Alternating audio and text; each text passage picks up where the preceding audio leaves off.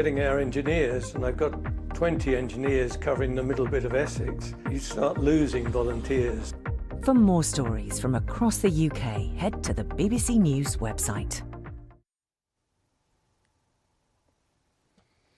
You are live with BBC News and you're watching The Context. It is time now for our weekly segment, AI Decoded.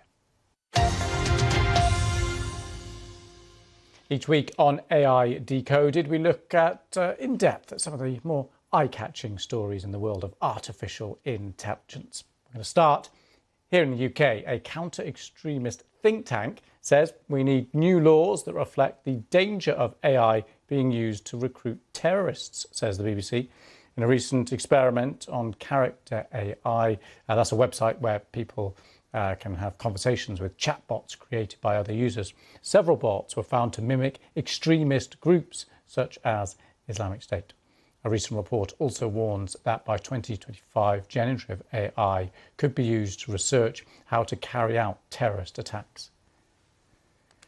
To the US, then, the Chief Justice also outlined his concerns on the threats posed by AI to the courts, pointing to situations this year where lawyers have used AI to submit briefs that cite non-existent cases. But he also points to the potential AI has to help with legal research and the overall functioning of the judicial system. Microsoft has announced the biggest change to its keyboards in 3 decades with the introduction of an artificial intelligence key. The key will allow users to access Microsoft's AI tool to help them with research, writing emails and creating images.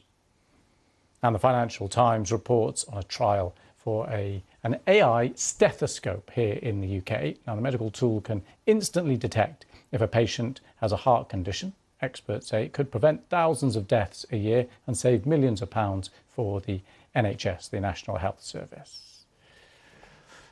Well, with me is Stephanie Hare, AI commentator and author of Technology is Not Neutral, a short guide to technology ethics. Thanks very much for coming on the programme. Hi. So, lots to get through. Let's start with, I suppose, the slightly more serious and certainly potentially worrying aspect. This is the link potentially between AI, artificial intelligence and terrorism. What's the concern here? Well, it's such a weird story in the sense that this company, Character.ai, which is a website where, as you mentioned, people can have AI-generated conversations with chatbots created by other users, in other words, other human beings. The problem is that some of them were impersonating Islamic State and other entities that you would not necessarily want to be in conversations with people, and in an experiment recruited someone. So the question is, who would be responsible in this case? Because in theory, it's not a human being that would be doing the recruiting, it's a machine. But at the same time, that argument doesn't really hold water because ultimately it's humans who have written the code, come up with the data sets on which the algorithm is trained. There's investors who are involved, there's the CEO who's involved, and it violates the terms of service of the company. So what we need is potentially new legislation, but that's going to get really tricky because the Labour Party has said that it wants to say that training AI to incite violence or radicalize the vulnerable would be an offense, but that could be women's rights, that could be climate change protesters. So who's vulnerable? What does it mean to be radicalized by AI? All of this is so murky. And just more broadly, the attempts to legislate around this area takes a long time and it's complicated anyway. Yeah, exactly. And part of the worry too is that, well, okay, if you're legislating and getting groups together in certain countries, say the UK is getting, or the EU, you still have the rest of the world. And there's no global framework. Well, exactly. And that's the big thing, is that right now you're seeing a sort of patchwork of AI legislation either being proposed or enforced. And as you say, it doesn't really know borders. But at the same time, we wouldn't want to let the perfect be the enemy of the good. We're going to have to start somewhere. So if the UK leads on this, for example, or if the EU did, other countries might follow suit, and you would at least get some sort of agreement among, say, liberal democracies to not allow this sort of thing. Right now, we can just say that the technology doesn't work because the company says this violates our terms of service and we have reasons that you shouldn't be able to do it, but you clearly can. So it fails on the tech level. Interesting. OK, let's head to the US and we'll spend a couple more minutes on potential downsides of AI as people are starting to use it. This is lawyers. Talk us through what's going on here. So this is quite funny for all the lawyers out there who are worried about being replaced. Maybe it's a bit reassuring, because if you are advising, for instance, a future presidential candidate such as Donald Trump, and you're giving your lawyer bogus legal citations using Google Bard, which is an AI thing, it's making things up. It's pretending that cases existed that never had. So they call this hallucinations, but what it means for everybody else is it just makes things up. And so that's terrible. What you would need is an actual human lawyer to verify that. So don't use AI for your lawsuits without actually having a human being check it. If anything, this should reassure the lawyers out there that their jobs are good for at least several more years, I reckon. Yeah, because we first heard about this kind of thing, but it was referencing, I think it was homework or students, making up quotes and linking to papers that didn't exist. Yeah. But it's slightly more consequential if it's a legal argument and lawyers actually using that. Yeah, and the thing is, it's not a search engine. Right? Yeah. So generative AI, ChatGPT and the like, it's not a search engine. So don't use it for that. It makes things up. If we can just get that message clear, we're going to start 2024 on a great note. That is a good public service broadcast there. I appreciate that.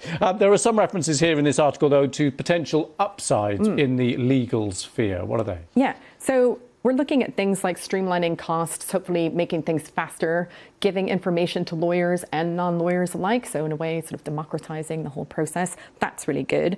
What it raises here, though, is really interesting, which is this something called the human-AI fairness gap. Most humans would feel that a human judge, is going to have more compassion and thus more fairness towards them than a machine, which is really interesting when you think about things like bias and discrimination. What's backing that study up? Would you want to be judged by a machine? Computer says no, maybe, or a human being who can judge from the sincerity of your voice, your facial expressions, for instance, if you're likely to reoffend or if you really want to turn a new leaf. I certainly don't have the answer to that. That's a big question. Interesting stuff. OK, lots for the lawyers to be contemplating. For the rest of us, slightly more simple issues. Keyboards. Yes. Most of us use them and they don't change very much, but they're changing now. Well, there's exciting news happening in the world of keyboards. I hadn't realised it myself until I read the BBC article that the keyboard has changed so little in 30 years. Not since 1994. So there you go. That might actually mean, though, that the design of the keyboard is perfect as it is. There we go. Why improve? But what it means effectively is, as those who've been using Apple products will know, there's already been an AI button in the world of Apple. But Microsoft is now catching up and has its own button. So when you click on it, it will just take you straight into its AI-powered suite of tools. People who use them will know things like Copilot. This is about drafting emails, coming up with new images, all the things that are really handy. And instead of having to do like a Control-C function, you just press the button and it's there. So it's just a little hack to make your life a little bit easier. So will this be, I don't want to get over the top here, but is this one of the moments that we'll look back on and go, oh, that was when it just became so mainstream and so normal, and we can't even imagine a world without it now, like mobile phones or the internet before? Good question.